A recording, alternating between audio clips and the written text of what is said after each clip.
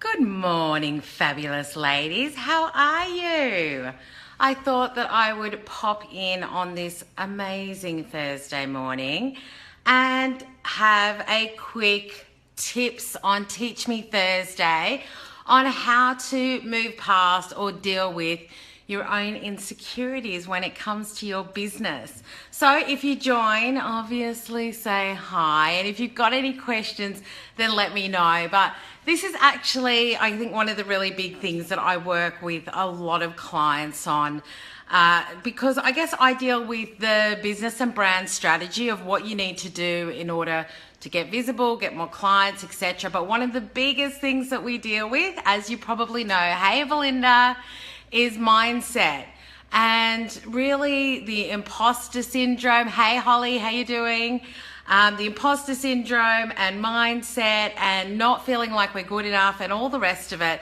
And so I've got some, as a very practical girl, I've got some tips for you on how to deal with those insecurities. So, hey Son, how you doing? So I think the first thing that I would say when it comes to dealing with your insecurities is just get really clear on what you do and who you want to do it for. I think that a lot of times, oh, thanks, Holly, I think that a lot of times we get sidetracked because we don't really know exactly who we're speaking to. And so it makes us feel like I don't really know what I'm doing. I don't know what I'm saying. I don't know who I'm saying it to. And so that can be a real barrier for us. So whilst a lot of people say, know who your ideal client is, and if it takes time, then just work on that and, until you get really comfortable. The other thing that I talk to my clients about is doing an ideal client interview so that you can really get to know the people that you want to work with. Because when I actually started in business, I thought that I wanted to work with a certain type of person, but the more that I spoke to them, the more that I realized that they were actually not the person at all that I wanted to work with. So getting really clear on that person is going to help you to feel more secure in the way in which you're talking to people, that you're talking to the right people, that you're talking to these people about the problems that they have. So don't underestimate being really clear on what you do and who you do it for to help with those insecurities if you're kind of feeling like you don't really know what you're doing. So spend some time on that. The second thing, which is big, is stay in your own lane. It's really interesting. I do have people that send me things saying, this looks a lot like you, or it looks like they've copied you, or this reminds me of, whatever it is about you. And to be honest, I don't look at other people's stuff. Comparisonitis can be a real, as they say, comparison is the thief of happiness. And so spending a lot of time, hey Erin, spending a lot of time looking at what other people are doing, one, it's a waste of time. If you're looking for inspiration, just limit the amount of time you're spending looking at other people's stuff, because the more that you look at other people's stuff, the more insecure you might feel because you think, oh, theirs looks better than mine, or they've done it better, or they've said it better, or it's whatever. And at the end of the day, the way that you do what you do is going to be unique to you. So I would highly recommend, and I am very much of this mindset, I do not look at what other people are doing. There are a lot of business coaches out there. There are a lot of people who do brand, but something, the way in which I do it is, I think, unique to how I work. So I really hold on to that, and I just stay in my own lane, produce the work that I produce, work with the clients that I work with, and put my own branding out there so that the people that want to work with me, and the things that I do, that resonates with them, so they come to me. So really make sure that you're staying in your own lane, because it really will help you to deal with that comparisonitis that you might get as well. I just find that the more we pour over other people's things, one, it's wasting time where you could be working on your own business and building your own business, but it also then kind of drives you into that I'm not good enough, it's not good enough, all of that sort of stuff. So just don't put yourself there. Hey Steph, what I'd say is just really make sure that when you're spending time doing the work you need to do, that it is productive and it is relevant to what you're doing, and that you're just focusing on that. And if you want to take a look at other, like say for example, when I look at branding and what I want to be, I don't look at other business coaches. I look at, so if you want to know what inspires me, I look at things like Sunny Life and Gorman, and I look at other businesses that don't do what I do, but do what they do really well. So if you do want to get inspiration from other businesses, then look at who's doing things well, but maybe stay out of your own industry or people that are doing exactly the same thing as you, because then you may fall into that comparisonitis. But you can still take a look at what other people are doing. So I really find inspiration from brands that I love and that really attract me. And where they're just doing things really well. Even Country Road a while ago, I was talking to Jen Faulkner about it. In one of their brochures, their copy was just clean and simple and beautiful. So I take inspiration from that. You know, I don't go and look at other business coaches or other business networking groups. I look at what I find to be amazing and what I find to be really high standard, and then I use that as my inspiration. So think about that if you are new to business and you are looking for inspiration, look outside your own industry. The third tip is treat your business like a business and not like a self-validation tool. It's a big one. So you got into business because you believe that you have got the capability to do the job and build the business that you're building, yeah? So you've got these skills, so write them down. You know, if you're a marketing person and I asked you to do a job, you would have a strategy in place. You go, right, Suzanne, this is what we need to do and this is how we need to do it.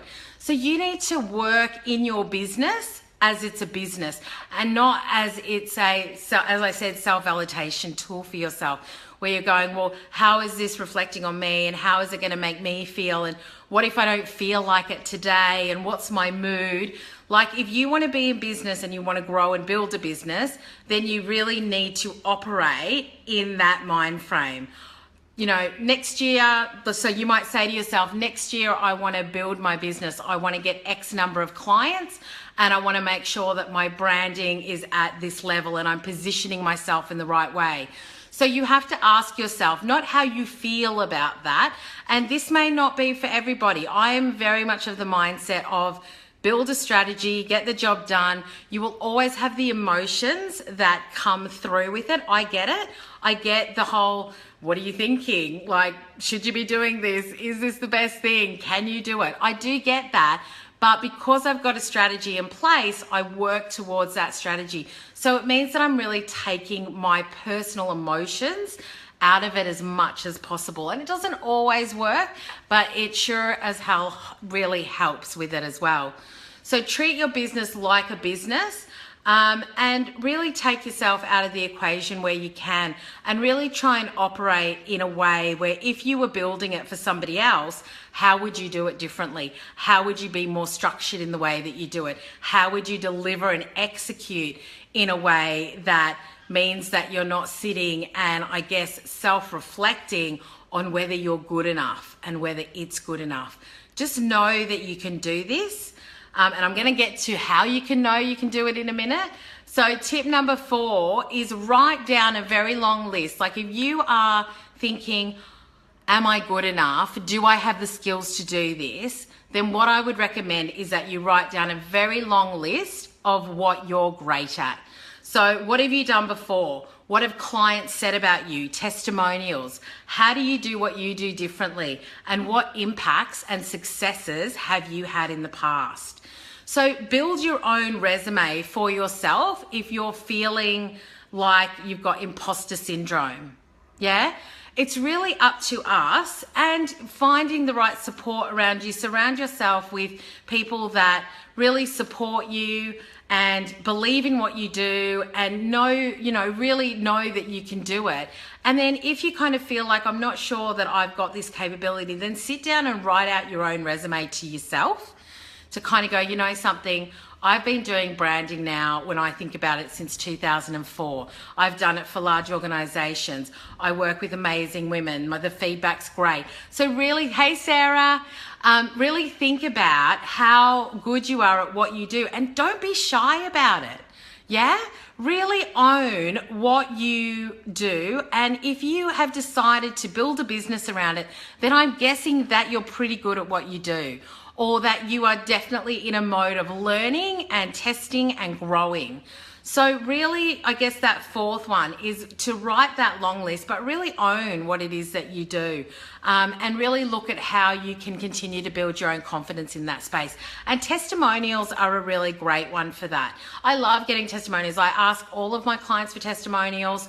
And I love getting it because I see the results that they've had, and that builds my confidence that yes, I'm on the right path, and yes, I'm doing what I need to do, and yes, I'm delivering the kind of work that I want to deliver. So yeah, that's so true. I just watched a video on Huff Rise, and they were talking about dealing with obstacles and how we can't change it when things disappoint us, but we can change how. I can't read the rest of that. How something else. Okay, Kelly, yeah, that's great. So I do think, really take a look at what you can influence, and you can influence your own confidence. You can build your own confidence. You've just got to have the tools to do that. And the fifth thing is create a strategy that you can follow. So once again, if I gave you instructions, how we think about it. Okay, great. If I gave you instructions on how to build something like, say, from IKEA, and you followed those instructions, then at the end of the day, you would have the, I don't know, chest of drawers or whatever it is that you're building. So when it comes to your business, don't think differently about that. If you want to try and take the emotion and the insecurities out of how you build your business, then create a strategy to follow. So, when you've got a roadmap to follow and you're not letting yourself get in the way, then you have a plan and you're able to work on that. So I know that we were just talking this morning, I was talking about networking and letting loads of people know that obviously next year I really want to build my consulting part of the business. So, I've got a strategy in place for what I need to do in order to build that part of the business. And so I'm going to follow that strategy because it's like, these are my goals. I want to get at least 4 or 5 large scale clients that will be worth X amount of money. How I'm going to do that is break it down. So I'm going to contact all of these people. I'm then going to do more thought leadership on LinkedIn around branding. I'm then going to do X. So when you give yourself a strategy, which is basically looking at what's the vision of your business, what's your mission, and making sure that still resonates for you now in 2016, 2017. And then you go into what are the goals that you want to have and how are you going to meet those goals? What are the tactics that you're going to use and how are you going to continue to measure to see what's working and what's not? Then can you see that I don't have time to think about whether I'm good enough to deal with this or not? I am in operation mode. I am in execution mode. The measurement that I'm doing is based on the success or not that I'm having on the tactics that I'm putting in place. So, I get that some people like to be a bit more emotionally invested in the work that they're doing. And I think that once the business is at a stage where I feel like it's working the way I want it to, then absolutely, you've got to go with your gut instinct on things. I'm not saying to not do that, but what I am saying is really give yourself a plan to follow so that you know what you're doing day in and day out, and then you can execute on that and hopefully be hitting those goals that you really want to hit in your business. So ladies, that's just a quick one that I wanted to give you this morning on how to deal with insecurities in your business. I'll obviously write all the tips at the top once I make this video live. If you've got any questions, let me know. I'm going to be going into this in a lot more depth when I do the Play Big, Brand Bold course next year on building your confidence, playing a bigger game, building your strategy, and really executing well.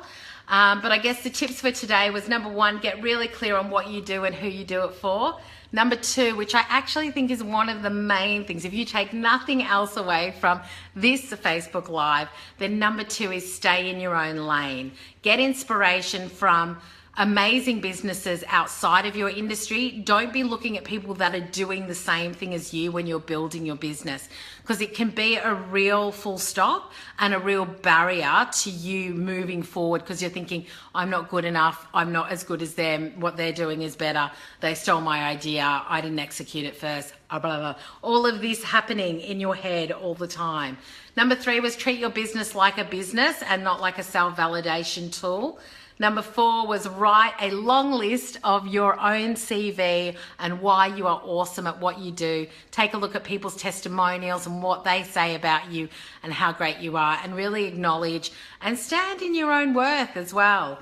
And number 5 was create a strategy to follow so that you know what you're doing every day and you can really execute on that, and you're not kind of, you know, banking on you feeling good for the day, but you know exactly what you need to do and how you're going to do it. So ladies, have a great day. I've got a full day of work ahead of me. I've got one more, well, today and tomorrow left of work before I go on holidays, which I'm super excited about. So if you're coming to the Exchanger dinner tonight, can't wait to see you. We're going to have some fun. Otherwise, have an amazing day. And if you've got any questions, drop them below, let me know. But thanks so much for those who joined live. And if you join later and you're watching this and you've got any questions, just let me know. Have a brilliant day and I'll speak to you soon. Bye.